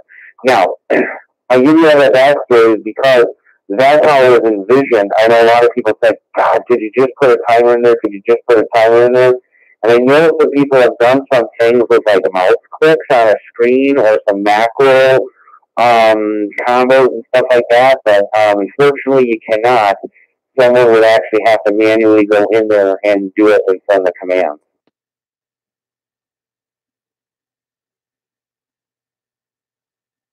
All right, sir. That answers my question. Thank you very much. Okay, this is KC8MTV Net Control. Appreciate you asking your question, Dave. WD30. I appreciate that. All right, so I recognized WIN, W4WIN. What is your question for John? Yeah, John, this may fall into the category of comment as much as question. I've got an FTM 400. I love it very much. I use the crossband repeat function frequently because I'm about 60, 70 miles away from the repeater, so it's great to be able to go out in the neighborhood with an HT and set it up so that I can hear the repeater on the HT using the antenna up on the tower, and where I can't get into the repeater obviously from that distance, but I can using my HT and crossband repeat. What I'm missing is the ability to do the crossband repeat in the Fusion, the digital mode. I know ICOM is able to do crossband repeat on some of their D-Star radios. I wonder if that might be something we could hope to see in a firmware update for the 400 someday. Back to you.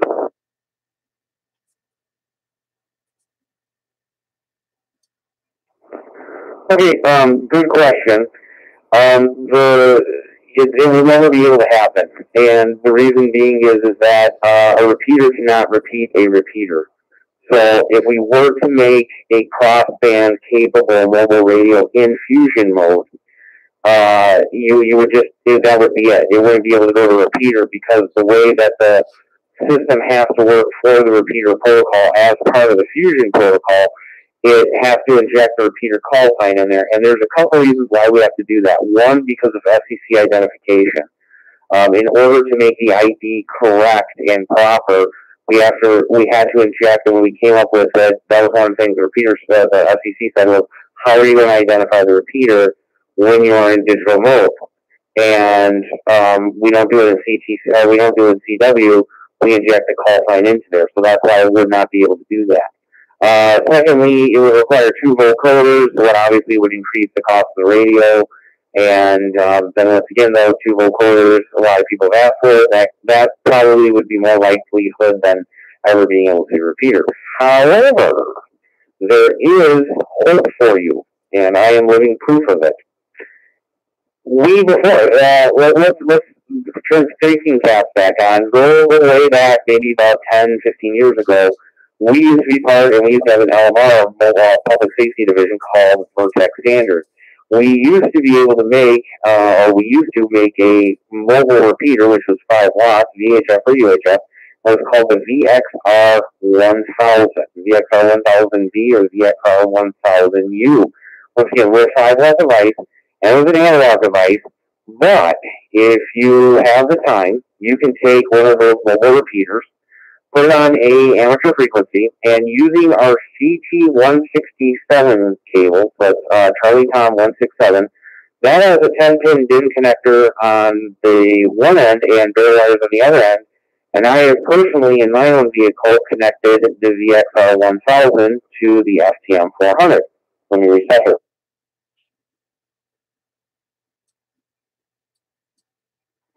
Now, here's where the really cool part is.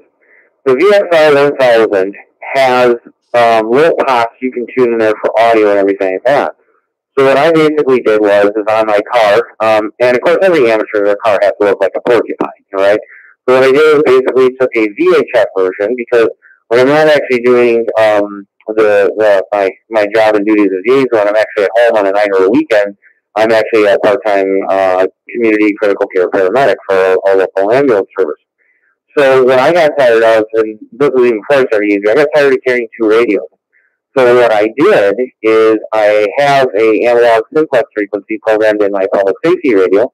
I have my VXR1000V in my car interfaced into the 10-pin mini DIN, the FTM 400, and all I simply do then is to set my FTM 400 to the frequency I want and set in digital analog, and we'll cross over. And with some slight notice that I might sound, quote unquote, a little bit nasally talk, like I got a little cold or something like that, people on the digital side of things hear me fine without an issue whatsoever. So there's not a solution you may have wanted, but there is a solution. Go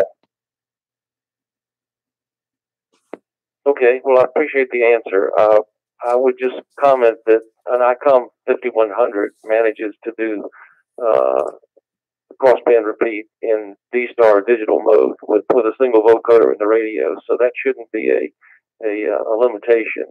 And and apparently they managed to do the ID part of it with the call sign transmission as well. So tell those guys in Japan to buy an ICOM 5100 and reverse engineer it, and I'm sure they can figure out how to do it. But thank you very much for your answer and your alternative solution. I appreciate it. W4WIN.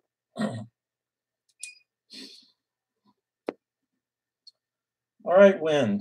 W4WIN. I appreciate you checking in, Win. Good to hear from you again, and thank you for that question.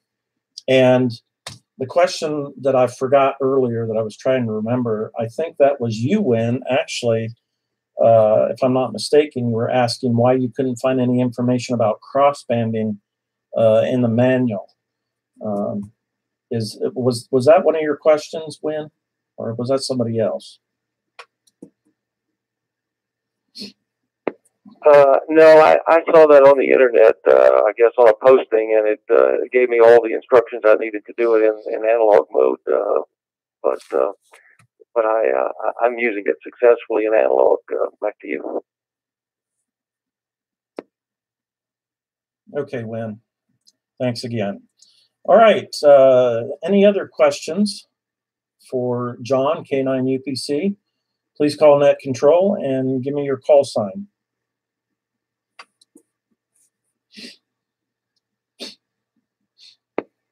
KG4FJC again.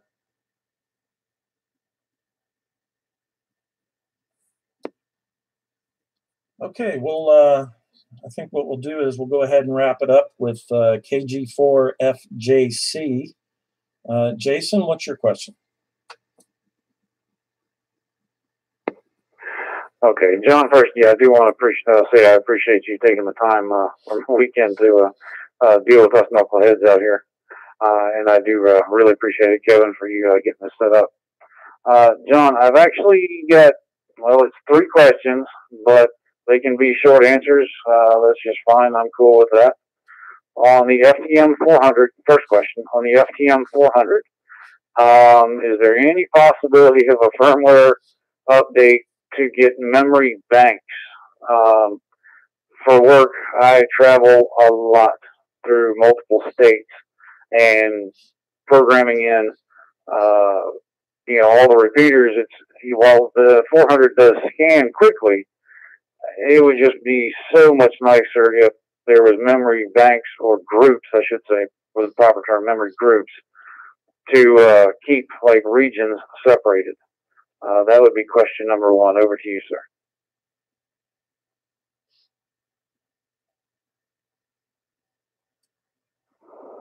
The 400 in the current configuration, no, there's going to be no way on it. And it deals with how the memory system had to be used and the memory parsing had to be used for the design of the 400.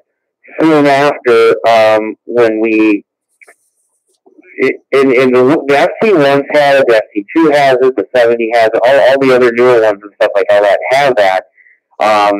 And I'm going to assume future radios are going to have that also too.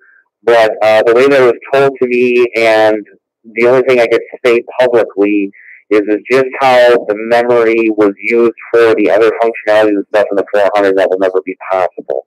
The solution I always give people is that if you do a lot of traveling like I do myself, I basically have 4 micro SD cards that I just plug in and out of my FT2 for the area that I'm kind of going to.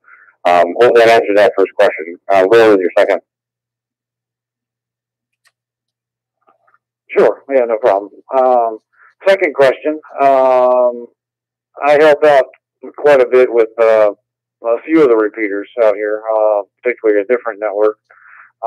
This question is regarding the DR series, 1 or 2, regardless of the repeaters, as far as isolation of the duplexers. I know this is a lot more technical than probably we really could or need to get into.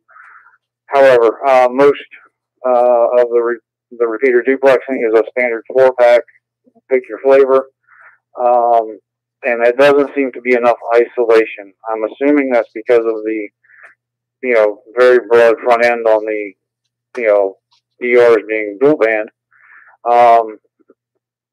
Again, sorry to put you on the spot. Is there a magic number on the isolation to make them hear properly?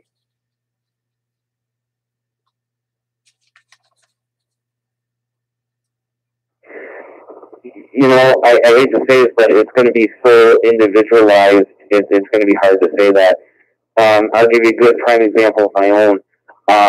I have a site in northern Wisconsin. I'm 1,000 feet from a 5-channel VHF P25 trunk radio system. I have a Sinclair 6-can system. I have 2 notch filters, and I have a additional band. I take it back. I have 2 band reject and 1 band pass filtering, just because the signal is just so overloading on there.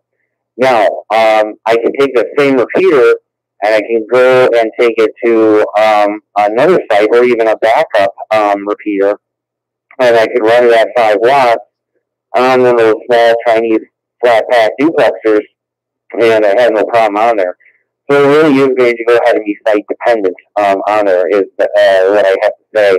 I usually tell people, and this is my personal experience with owning and operating 8 different repeaters.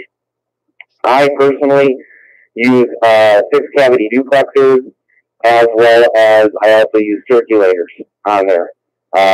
Some of my sites I'm co-located with a ton of VHF equipment, and then once again, other sites I happen to be a UHF repeater in the whole site. I share a site with, I think there's 16 VHF transmitters at that site. I'm the only UHF one, and running it at 50 watts without a power amplifier, I get like 100 miles on that thing. So, you know, we don't have any recommendations on duplexers or not. We don't sell any or anything like that, so it's really going to kind of be what you find at your site.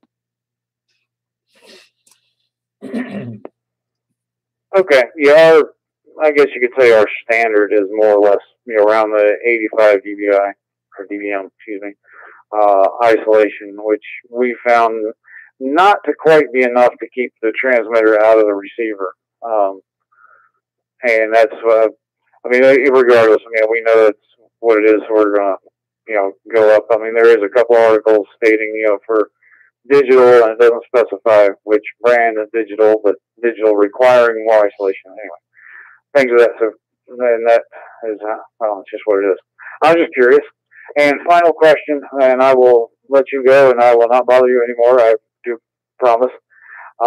In our area, we have a large 220 megahertz system and fairly large gathering.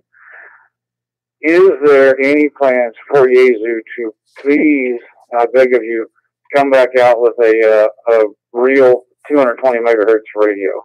And back to you, sir. Thank you, KG4FJC.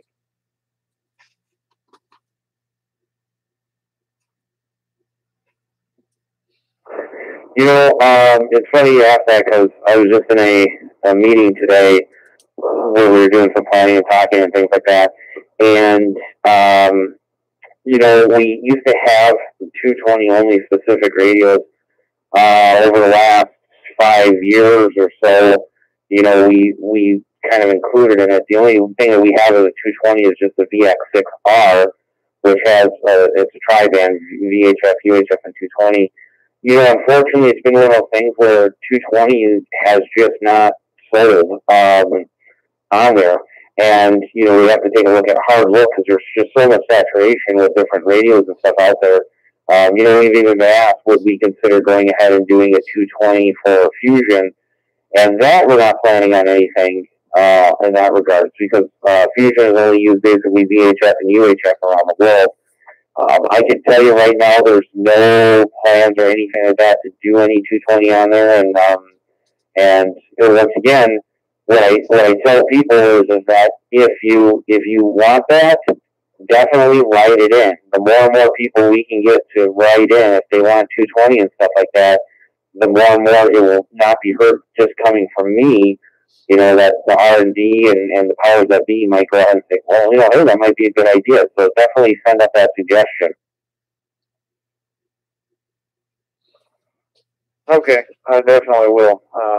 Like I said, we've got a fairly good 220 following here, and We're linking it by way of All-Star with a couple other states, and it seems to be doing pretty good. So thank you very much for your time, sir, and thank you, Kevin. Back to you, sir. KC8MTV, KG4FJC. Okay, Jason, appreciate the follow-up questions, KG4FJC. And yeah, I agree as far as the 220 following. But as John said, and I've heard several questions, not only on the net tonight, but in previous nets, and I see it all the time on Facebook. The best thing to do is to get on your email and send an email to Yaesu. John, would you by chance have available an email address or a link that they could go to send ideas?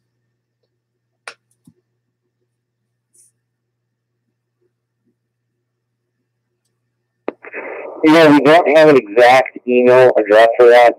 The best thing I can do is yes, go to our Yaesu website. So Yaesu.com is of course our website there. And under the Yaesu.com, towards the top, you'll see like there's a little white bar goes across. It'll say Home, Products, Owners Corner, and then Contact Us. If you click Contact Us, we'll ask you for your name, your email address, your city, your state, the phone number, and you'll see a little drop-down menu for inquiry type. And that's what you want to do is you want to click on General Questions, and in the box, that's where you would type your inquiry. The reason we say it to do it that way, because a lot of people say, no, you're supposed to take it from EMS, is that when I submit it through there, but, if 10 people tell me that, they're all telling me that, and I can even say I'm sending it from 10 people, but one person relaying for 10 people is not as impacting as it coming from 10 individual people. But submit it through that way. What that does is that will go ahead and that comes into the website, and then from there, the general inquiries or general questions will be forwarded over to the direct person that it would need to go to, or the research and development department, based on what the requirement or the question is.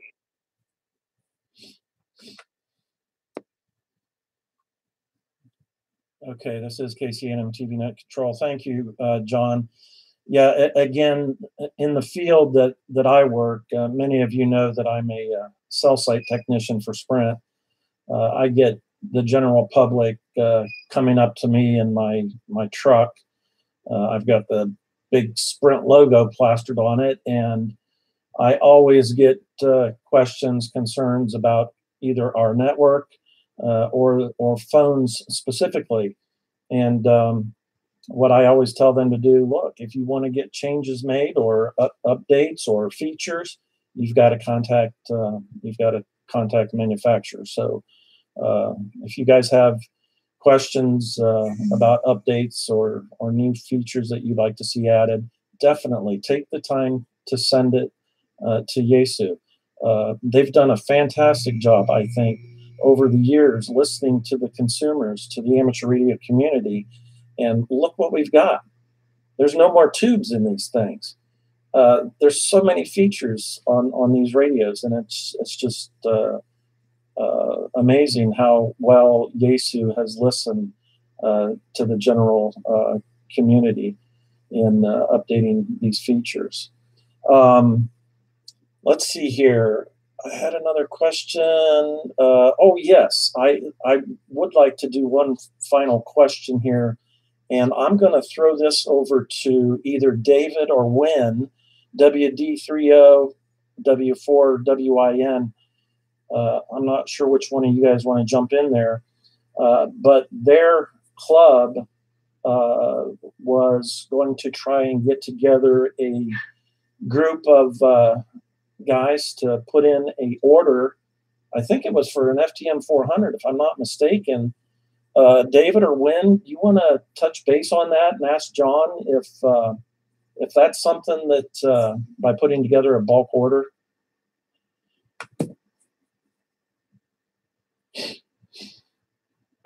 Yeah, this is W4WIN. I'll take it, Kevin, because I just actually sent an email during the net to somebody on that topic. Actually, the Richmond Amateur Radio Club in their newsletter that came out this week was explaining how our sister club down the road, the Powhatan Amateur Radio Club, is doing the group buy. They have a fusion repeater waiting for delivery any day now that'll go on the air soon in Powhatan. And they are asking for people to express interest in that, and then they'll have pricing once they get an idea of quantities and models and so forth. And I think it's open to anybody in the area, not just to members of their club. And KK4IUH Jim, who you can find his email address on QRZ.com, is the point of contact there. So I sent him an email a few minutes ago mentioning a particular radio, the FTM 400. I was interested in what the pricing might be. So, John, if you want to maybe tell people how they can get in on that, if not through this particular one in Central Virginia, but I'm sure the Powhatan Club would be glad to have people participate, but maybe in the future there'll be another club that wants to do that. Back to you, John.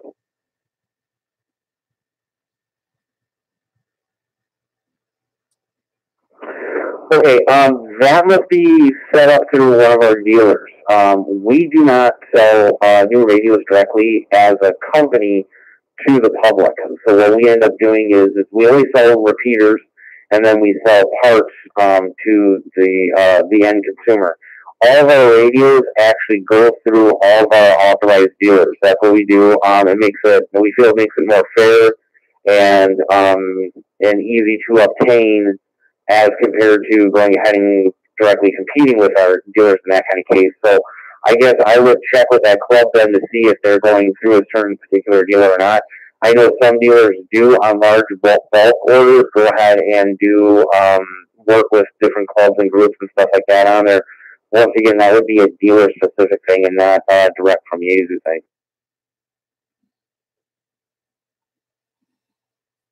All right. Okay, I appreciate that. Thank you, John, for following up on that. And thank you, Wynn, for asking that question. Okay, I think we're going to go ahead and wrap it up. We're almost into the 10 o'clock hour here on the East Coast. That'd be what? 0300 UTC time. John, K9 UPC, we are really appreciative of all you do for not only Yaesu, but listening to the general amateur radio community. I know you've got an extremely busy schedule, traveling to the different ham fests, hamventions. I know my favorite one is the Dayton Hamvention. Always look forward to that every year, and always exciting to see what new products that Yaesu is coming out with. I know I've been catching the bug. Yesterday, I just ordered an FT70DR for my wife, and looking forward to getting that here shortly. But again, John, thanks again for taking time out to join our little net here in Central Virginia. We've got a large following, great group of amateur radio operators here in our community that are willing to step forward and help out in the community, and it's always great to have a good product that is meeting our needs, and I think Yaesu has done that. We're obviously very excited about the System Fusion and all that it's offered.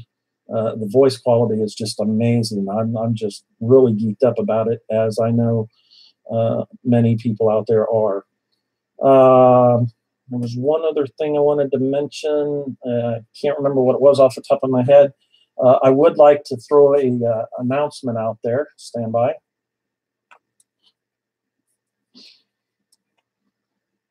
And this is for our local amateur radio club, the VARA Club, the Valley Amateur Radio Association.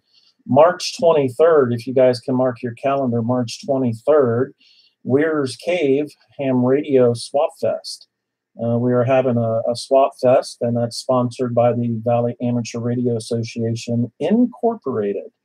There is a free admission. It will be starting at 8 a.m. to 12 noon Eastern Standard Time. There are still some tables available, I believe. You can contact KD9LA at arrl.net. KD9LA at arrl.net for more information. Again, this is at the Weirs Cave Community Center, located on Highway 256, 1 mile east of Route I-81, exit 235. So if you're available on the 23rd, stop by and check out the Weirs Cave Ham Radio Swap Fest. Again, I would like to thank all 32 check-ins for this evening's C4FM Digital Net. And again, I really appreciate everybody utilizing the System Fusion repeater high atop Bear Den Mountain in Central Virginia. We've got amazing coverage up there, all the way from Richmond up to Harrisonburg and all points south.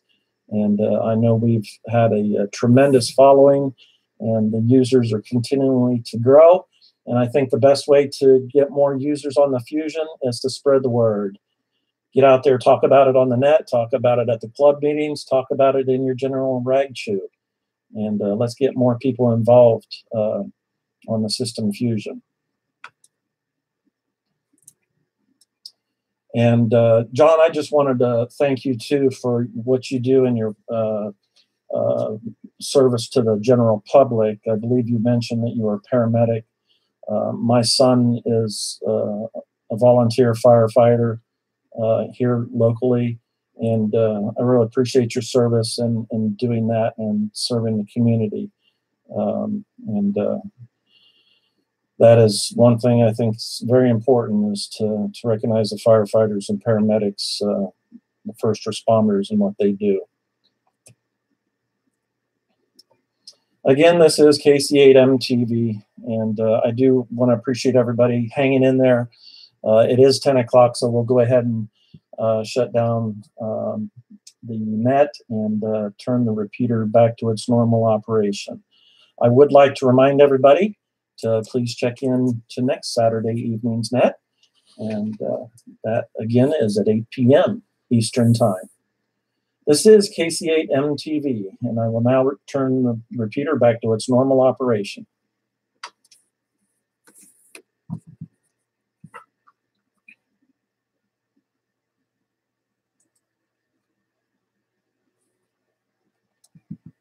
Fellowship and to share information vital to the amateur radio community.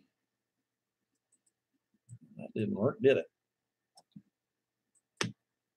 Hello, and thank you for tuning in to the KC8MTV System Fusion Repeater.